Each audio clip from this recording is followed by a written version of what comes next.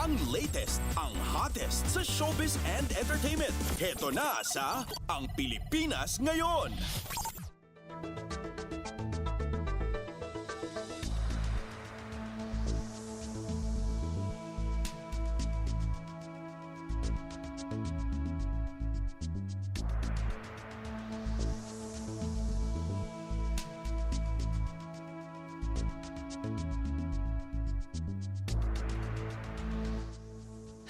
Hello!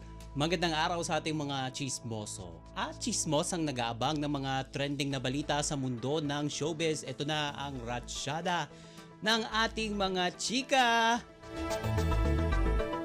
Ito, update muna tayo sa mga ganap sa loob ng bahay ni Kuya dahil lumabas na ng bahay ni Kuya ang kapuso star na si Mavi Legaspi sa Pinoy Big Brother Celebrity Collab Edition nitong weekend.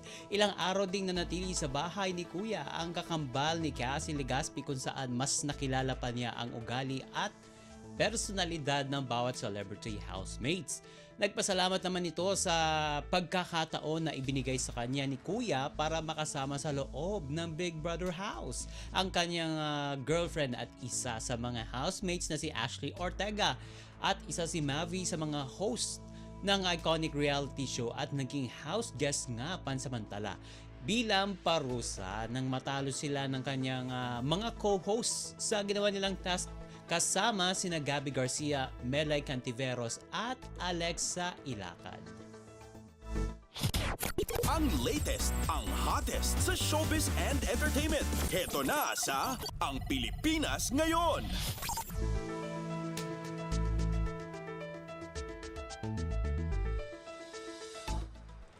Sa iba pa nating chika, for today, ini-reveal ng heartthrob actor na si David Licauco ang patungkol sa kanyang showbiz career at ang pagiging business owner. Ibinunyag ni David sa isang online interview na kumikita ito ng tumataginting na aabot sa 50 million pesos sa loob ng isang taon. Nagawa raw yan ng aktor dahil sa kanyang mga naging diskarte. Ano nga ba itong mga diskarte na ginawa ni David? Ito daw ay ang mga naging proyekto nito bilang artista, pati na rin ang mga negosyo niyang restaurant at construction. At chinika pa ng aktor na nag-enroll siya sa London Business School kung saan nakilala niya ang kanyang mentor na nagturo sa kanya ng quote-unquote self-awareness. Bukod dyan ay inalala rin niya yung mga naging kabiguan niya o failures sa negosyo. Pero binigyan din niya na quote-unquote, failure does not define us. Nang tanungin naman si David kung paano niya pinapalago ang mga kinikita niya sa acting career at negosyo, ang say niya, quote-unquote, actually lahat ng kinikita ko sa showbiz, I try my best to invest sa business. Yan ang ibinahaging business mindset ni David sa nasabing online interview. Ang latest, ang hottest sa showbiz and entertainment. Heto na sa Ang Pilipinas Ngayon.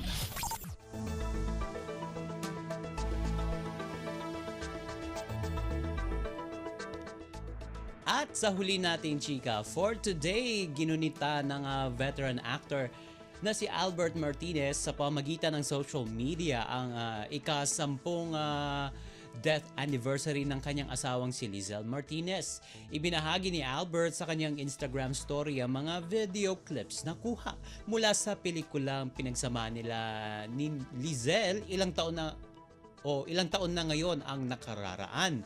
Walang isinulat na caption si Albert sa kanyang mga post pero maraming nagkomento rito at nagsabing patuloy nilang ipagdarasal ang kapayapaan ng kaluluwa ng kanyang asawa pati na ang kanilang pamilya. At sumakabilang buhay nga itong si Lizelle noong Marso 14 taong 2015 sa edad na 47 matapos makipaglaban sa breast at lung cancer. Inalala rin ng mga anak ni Albert na sina Aliana, Alisa at Alfonso Martinez ang araw ng pagkamatay ng kanilang ina. Sa kanyang Instagram page, nirepost ni Alfonso ang post din ng kanyang kapatid na si Alisa.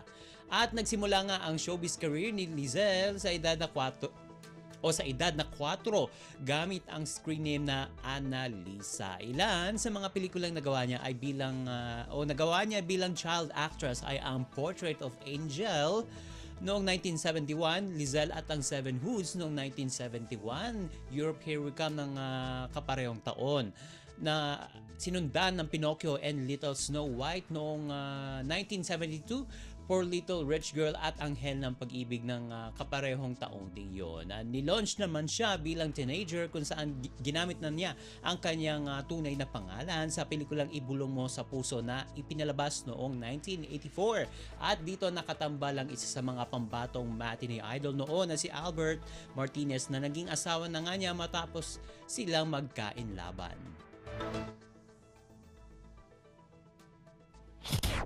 Ang latest, ang hottest sa showbiz and entertainment. Heto na sa Ang Pilipinas Ngayon.